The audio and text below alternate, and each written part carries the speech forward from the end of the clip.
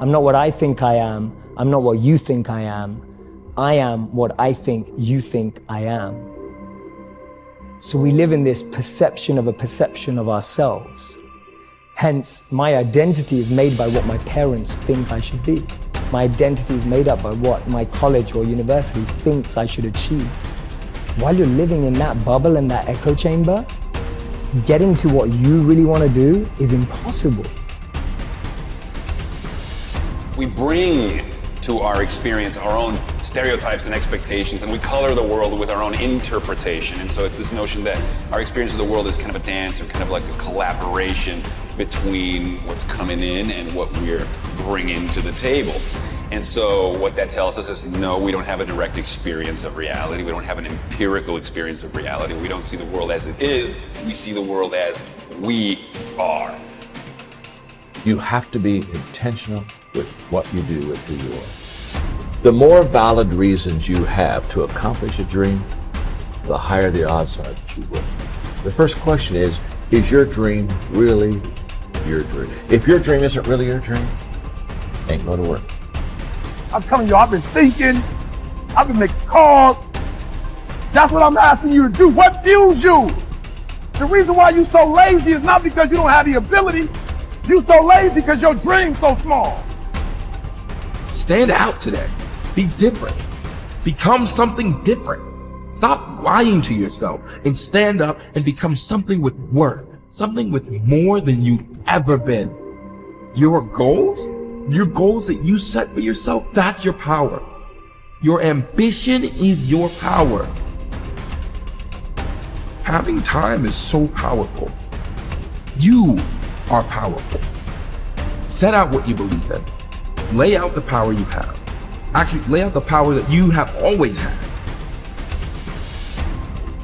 Use this, become this, and have this. Your power can take you, put you on your path to your success, to the place where you succeed, where you can become more than just ordinary. Figure out who you are, don't apologize for who you are, and then become even greater than you naturally are at what you are. Once you understand that every time you lose is an opportunity for you to not only learn that lesson, but take it a +1 step past the lesson, you'll start to appreciate those lessons. I dare you to work on yourself for 6 months. I dare you to shut out the world. I dare you to shut out all the distractions. I dare you to give up everything that is keeping you from your dream.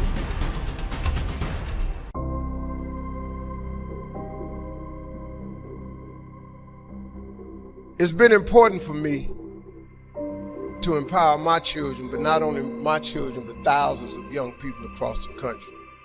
And education is the key for a lot of people.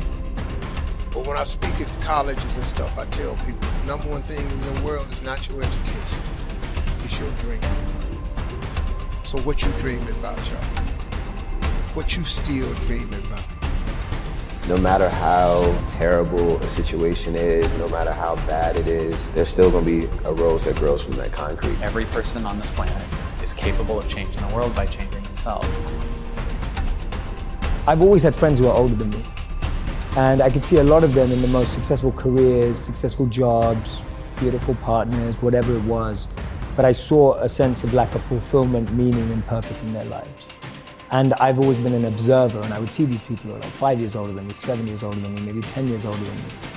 And I'd be watching them and go, is that the life I want? And often the advice I give to people today is fast forward where you are, look at yourself in 10, 15, 20 years time, and ask yourself the question, is that where I want to be? If you're in a company, look at the person who's 20 years ahead of you and ask yourself, is that where I want to be? If you're in a startup, look at where other startups have got to in similar roles and go, is that where I want to be? And if the answer is no, then you need to find a new path. You set the small goals, you achieve those goals, then set some more and achieve those, and set some more goals, maybe a little bit bigger, but not that much bigger. You pay attention to the progress. Just start. start small. Start with changing tomorrow morning, just tomorrow morning. Get that squared away. And then move on to the next day and the next, and move your life to a better place. One little step, one little victory at a time. You should dream outlandish dreams. If it's in your imagination, it's possible. Do you know that you can't think of something that can't happen? You know it's impossible to think of the impossible. It's not possible. So if you think it, it's possible. And if you live your life in possibilities instead of probabilities, you have a greater chance of finding happiness. Guess what I had to do at age 25 in order to change my own future? I had to change my mind. I had to change my thinking. I had to change my philosophy. I was messed up on what was causing my problems. Once I got that straightened out, that all the stuff I blamed, the government, taxes, marketplace, the economy, and things cost too much, negative relatives, cynical neighbors. Once I got rid of that and started going for where the real problem was, which was me, telling you my life exploded into change. My bank account changed immediately. My income changed immediately. My whole life took on a whole new look and color immediately. And the early results I got from making these philosophical changes tasted so good, I've never stopped the process of that day.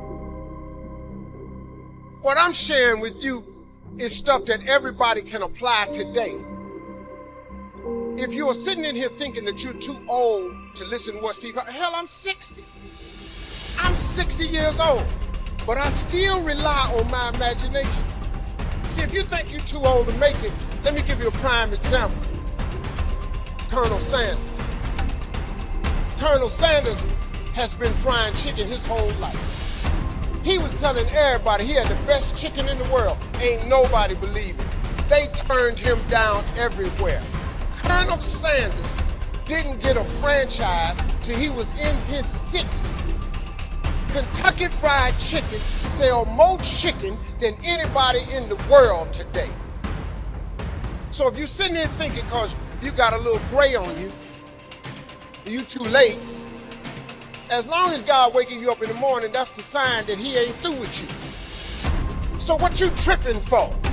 You sitting up in here like God can't do nothing for you because you 60. Man, you know what I'm asking God for right now? And I'm 60. If you could see my vision board, you would be blown away. Because I got enough right now. I really know, but I ain't in the need business. I'm in the want business.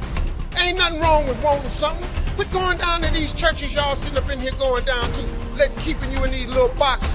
God got a big life for you.